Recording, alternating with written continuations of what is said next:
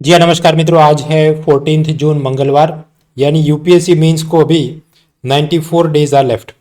मुद्दा है current affairs में जानने लायक चीज़ें क्या थी। साइंस टेक्नोलॉजी के कुछ समाचार थे, देख लेते हैं। सबसे पहले ये वेब 5.0। सबसे पहले था वेब 1.0, स्टैटिक वेब पेजेस किसी ने बनाए हैं, आप उसको देख रहे हैं।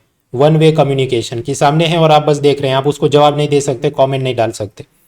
फिर वेब 2.0 आया, जो अभी हम लोग देख रहे हैं कि ये जो भी ट्विटर, फेसबुक, हम एक दूसरे के साथ संवाद कर सकते हैं। We can communicate with each other. कोई वेबसाइट है, उसने आर्टिकल डाला, नीचे आप कमेंट सेक्शन में बोल सकते हैं। यूट्यूब है, वीडियो आया, नीचे आप कमेंट डाल सकते हैं, सो फॉर। उसके बाद बात चली वेब 3.0। वो ऐसा है कि वो ब्लॉकचेन टेक्नोलॉजी से काम करे, आर्टिफिशियल इंटेलिजेंस से काम करे। और उसके बाद वेब 4.0 नहीं, सीधा वेब 5.0 ऐसी कुछ बात आ गई, जो कि ट्विटर के पुराने सीईओ जैक डॉर्सी ने कहा है कि मैं ऐसा बनाऊंगा। अब ये जो वेब 3.0 और 5.0 ये करना क्या चाहते हैं, तो इसमें यूज़र प्राइवेसी का ज़्यादा ख्याल रखा जाएगा और डेटा ज़्यादा डिसेंट्रलाइज होगा। तो विकेंद्रीकृत डेटा और जनता की निजता का रक्षण हो। Decentralisation and data privacy, they are more the major components of this web 5.0। इसके अलावा और भी सब कर सकते हैं, वो डिपेंड करता है। अगर आपने कंप्यूटर में ग्रेजुएशन किया है और इंटरव्यू की तैयारी कर रहे हैं तो और पढ़िए, वरना इसको डेवलप होने दीजिए, फिर नए मुद्दे देखते हैं। फिर मुद्दा चला गूगल, उसका आर्टिफिशियल इंटेलिजेंस वाला एक चैटबॉट है लैम्बडा। अब ये लैम्बडा खास क्यों है, आप उसके साथ बात करना शुरू करें, जैसे वो एलेक्सा होती है या एप्पल का सीरी होता है, आप उससे पूछें वो आपको जवाब देता है। इसमें ये उससे बहुत ज़्यादा एडवांस लेवल की चीज़ है कि सपोज आप कोई चीज़ पर बात चालू करें और आप ऑफ टॉपिक चले जाए तो भी वो आपको वापस यहाँ लाइक कर जवाब दे। फॉर एग्जाम्पल, आप उससे पूछे how is the weather today, और फिर वो कहे it is likely to snow. फिर आप कुछ और पूछे, फिर आप कुछ और पूछे, फिर वो आपको वापस याद दिलवाएगा कि क्योंकि आज स्नो बर्फबारी होने वाली है, तो आप जो शूज़ पहनने वाले हैं वो ये वाले पहन के जाना। Recommending what type of shoes to wear during snow. भले आप थोड़ी बात करके कुछ और पूछना शुरू करें, वो वापस आपको याद दिला दे, ऐसा वो है। उसी तरह रिलीजन और बाकी सब चीज़ों पे, पॉलिटिक्स पे वो अपनी राय दे सकता है। अब इसमें एक गूगल इंजीनियर इसे चेक कर रहा था, उसने कहा कि लैम्बडा में बी सेंटिएंट, मतलब वो खुद से सोच सकता है, वो संवेदनशील हो गया, चेतना युक्त हो गया। जैसा है कि इंसान खुद से सोच सकता है, ऐसा ये लैम्बडा भी खुद से सोच सकता है, जो कि असल में खुशी की भी बात है और चिंता की भी बात है। क्योंकि अगर ऐसी आर्टिफिशियल इंटेलिजेंस जो खुद से सोच सके, तो वो तो सपोज उसे ऐसा लगे कि पूरे वर्ल्ड में ग्लोबल हंगर, भूखमरी की बहुत समस्या है, इसलिए एक न्यूक्लियर बॉम्ब फोड़ देते हैं ताकि 50% ऑफ द पॉपुलेशन खत्म हो जाए, थैनोस वाला solution, so then it will not be good. इसलिए वो चिंता का विषय हो सकता है। हालांकि गूगल ने ये कहा है कि नहीं नहीं, ये इंजीनियर ने कुछ ठीक से चेक नहीं किया, उसके क्लेम गलत है और इंजीनियर को सस्पेंड कर दिया। एनीवेज, आगे बढ़ते हैं। टाइप 1 डायबिटीज और टाइप 2 डायबिटीज ज्यादातर लोगों में जो पाया जाता है वो है टाइप 2 डायबिटीज, कि जिसके अंदर शरीर में इंसुलिन तो बन रहा है, लेकिन जो शरीर के सेल है, कोश हैं, वो उसको रिस्पॉन्स नहीं देते, वो उससे रेजिस्टेंट या इम्यून हो चुके हैं। So that is type 2 diabetes, ज़्यादातर लोगों में ये पाया जाता है। Then there is type 1 diabetes. Type 1 diabetes ऐसा है कि शरीर में कोई इंसुलिन बनता ही नहीं है, जिसके चलते सब प्रॉब्लम आए। छोटे बच्चों में ये ज़्यादा पाया जाता है और कम लोगों में, मतलब सपोज 90% लोगों में टाइप 2 डायबिटीज़ हो तो 10% में टाइप 1 हो। ये चर्चा में इसलिए आया क्योंकि ये Indian council of medical research ने इसके बारे में कुछ नया एडवाइजरी जारी की है। उसके बाद मामला चला है मंकी पॉक्स वायरस। वो सबसे पहले डेमोक्रेटिक रिपब्लिक ऑफ कॉन्गो में पाया गया। स्मॉल पॉक्स टाइप का ये वायरस होता है, मतलब वो बड़ी माता या चेचक या शीतला जिसे कहा जाता है। हालांकि स्मॉल पॉक्स को तो हमने इरेडिकेट कर दिया था, वो तो अब विलुप्त हो चुका है, लेकिन ये वाली चीज़ कभी कभी चर्चा में आ जाती है। ये एक प्रकार का जूटोनिक डिजीज है। तो इसका मतलब ये है कि ये जानवरों से इंसान में इसका इन्फेक्शन फैलता है, खासकर ये चूहे, माइस, मंकीज, वहाँ से ये फैलता है। एक इंसान से दूसरे इंसान में ये फैलने के केस कम आए हैं, लेकिन आजकल चर्चा में इसलिए है कि ब्रिटेन में बहुत सारे केस आ रहे हैं और उसमें ज़्यादातर ऐसे लोग थे जो गे या बाइसेक्सुअल थे। फिर ये आप जानते हैं इंटरनेशनल डे ऑफ योगा जून 21 को मनाया जाता है। इस बार मैसूरू में मनाया जाएगा और प्राइम मिनिस्टर भी वहाँ पर जाने वाले हैं, तो प्लेसेस इन न्यूज़ में खासकर नॉन IAS एग्जाम में याद रखने के लिए। मित्रों, ये सब जो करंट अफेयर्स मैंने वापस चालू किया, तो हर सोमवार इसकी रात 8 बजे टेस्ट जो पहले चलती थी उसको भी वापस अब शुरू करने की इच्छा है। इसका 20 क्वेश्चन होते हैं, 20 मिनट में होता है, फ्री टेस्ट है। रजिस्ट्रेशन लिंक दिया है डिस्क्रिप्शन में, अनलॉक कोड यूज़ करें monal.org। इसके अलावा अनअकैडमी द्वारा उसका ये जो प्लस सब्सक्रिप्शन होता है, जहाँ पर live lecture, study note, mock test और एड ऑन के रूप में मेंटरशिप ये सब दिया जाता है, तो उनका एक अनबॉक्स 2022 ऑफर, यानी अगर आप 12 महीने का सब्सक्रिप्शन ले रहे हैं तो आपको 6 मंथ एक्स्ट्रा फ्री मिलेंगे। और ये है हेल्पलाइन नंबर और डिस्काउंट कोड, ये आप यूज़ कर सकते हैं monal.org फॉर एडिशनल डिस्काउंट। आगे बढ़ते हैं, पॉलिटी एंड इंटरनेशनल रिलेशन। आज़ादी का अमृत महोत्सव, मतलब अपनी आज़ादी को जो 75 ईयर्स कंप्लीट होने वाले हैं, उसकी खुशी में सरकार ने ये कहा है कि ऐसे कैदी जिन्होंने अपना जो भी कारावास उसको दिया हो, सपोज 6 ईयर, तो उसमें 50% यानी 3 साल खत्म कर दिया हो तो उसको रिहा कर दो, क्योंकि ये आज़ादी का अमृत महोत्सव है। हालांकि टेररिस्ट और ऐसे संगीन जुर्म वाले जो लोग होंगे उनको ये लाभ नहीं मिलेगा।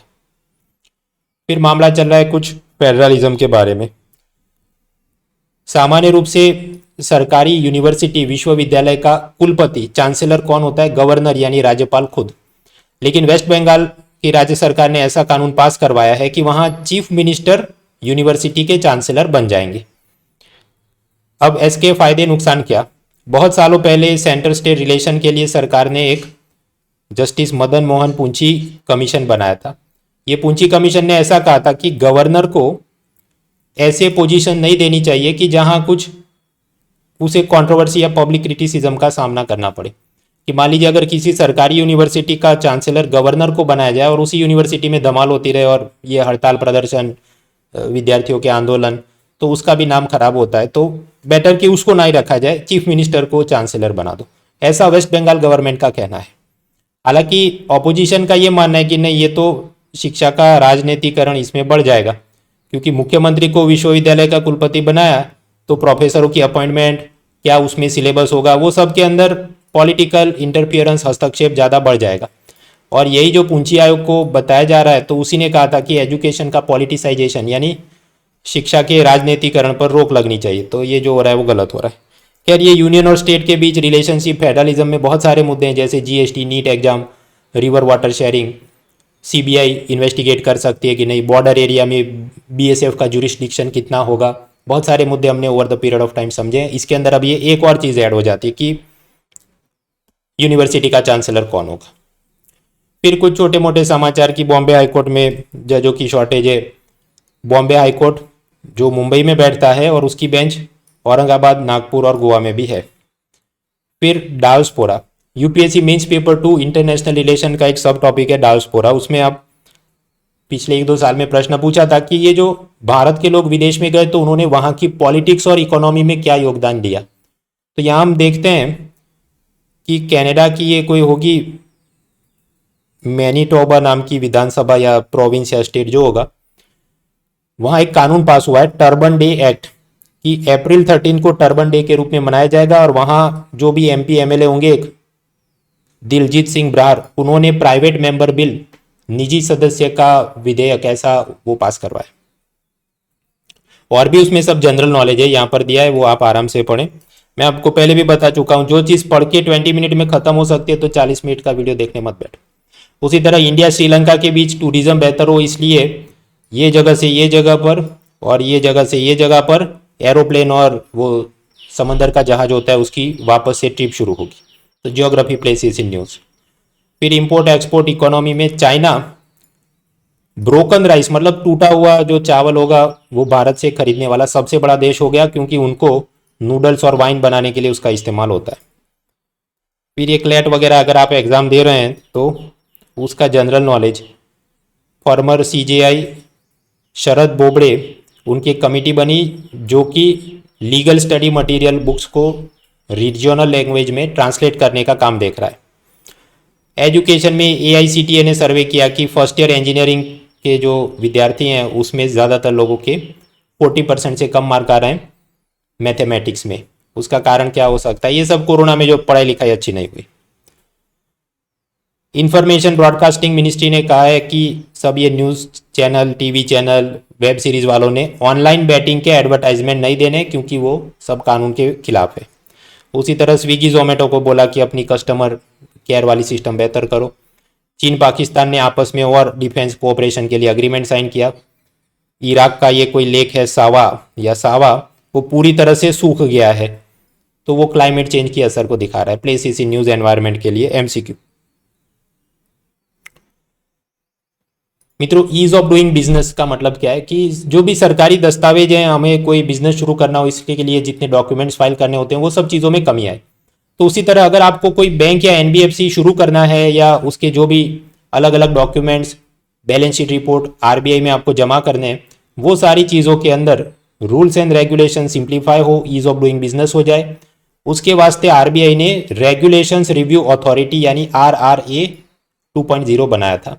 ये तो पिछले साल बनाया था। अब उसने कुछ रिपोर्ट दिया है कि ये 700 टाइप के अलग अलग डॉक्यूमेंट जो देने होते हैं उसको देने की जरूरत नहीं, ईज ऑफ डूइंग बिजनेस करो फॉर बैंक एनबीएफसी। तो वो चर्चा में, लेकिन वो सब टेक्निकल चीजें हैं, तो हमें एक दो लाइन में याद रखना है। आरबीआई की रेगुलेशन रिव्यू अथॉरिटी, और बॉस कौन है उसका? आरबीआई का deputy governor M Rajeshwar Rao. उसी तरह आप जानते हैं बैंक बोर्ड ब्यूरो, जो ना तो स्टैट्यूटरी बॉडी है ना कॉन्स्टिट्यूशनल बॉडी है। यूपीएससी कॉन्स्टिट्यूशनल है तो वो आईएएस का सिलेक्शन करे, वो वाली प्रोसेस चलती है। लेकिन ये जो सरकारी बैंक होते हैं, सरकारी बीमा कंपनियां होती है, उसमें MD, CEO, chairman, full time director, ये सब सिलेक्ट करने के लिए कौन है? तो बैंक बोर्ड ब्यूरो है, जिसका बॉस आरबीआई गवर्नर खुद नहीं है, वो कोई रिटायर्ड आईएएस को बना लेते हैं। इस बार यूपीएससी प्रीलिम में भी इसका एमसीक्यू आया था। खैर, ये चर्चा में क्यों आया? क्योंकि कुछ हाईकोर्ट का जजमेंट आया है कि बैंक बोर्ड ब्यूरो सरकारी इंश्योरेंस कंपनियों के टॉप ऑफिशियल्स का इंटरव्यू लेके नाम रेकमेंड करे, वो वाली सारी चीज़ गलत है, वो नहीं होना चाहिए। तो इसलिए कंट्रोवर्सी चले। खैर, फिर फाइनल जो अब सॉल्यूशन आए तो हम उसको वापस देखेंगे।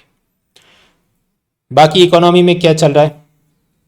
इन्फ्लेशन यानी महंगाई बहुत बढ़ रही है, जिसके चलते हम पहले भी ये तो कई बार पढ़ चुके हैं कि अमेरिका का सेंट्रल बैंक और इंडिया का सेंट्रल बैंक अपने लोन इंटरेस्ट रेट ज़्यादा महंगे कर देगा, और शेयर मार्केट का परफॉर्मेंस भी खराब हो रहा है, क्योंकि सारी कंपनियों को महंगाई के चलते वो अच्छा प्रॉफिट कर नहीं पाएंगी, raw material, supply chain disruptions वगैरह वगैरह।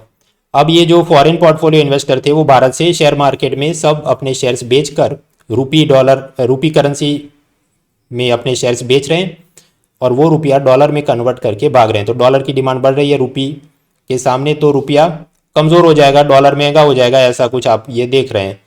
तो एक ये काम हो रहा है कि रुपया डॉलर के सामने कमज़ोर हो रहा है, या डॉलर रुपये के सामने मजबूत हो रहा है। ये सब Win22 सीरीज़ के वीडियो देखो, आराम से सब handout, flow chart, mind map से समझाया है। शेयर मार्केट गिर रहा है, ये भी इन्फ्लेशन और बाकी सब रशिया, यूक्रेन और बहुत सारे प्रॉब्लम्स के चलते। बॉन्ड यील्ड्स में भी उसके चलते बढ़ोतरी हो रही है। ये सारी चीज़ वापस से अलग एक इकोनॉमी लेक्चर में हम देख लेंगे। तो ये अब रोज का रोना धोना इनका जारी रहेगा। बाकी ये सब राहुल गांधी को वो नेशनल हेराल्ड न्यूज़पेपर केस चल रहा है, या ये अदानी को श्रीलंका में कुछ प्रोजेक्ट देने के लिए मोदी सरकार ने श्रीलंकन सरकार को प्रेशर डाला।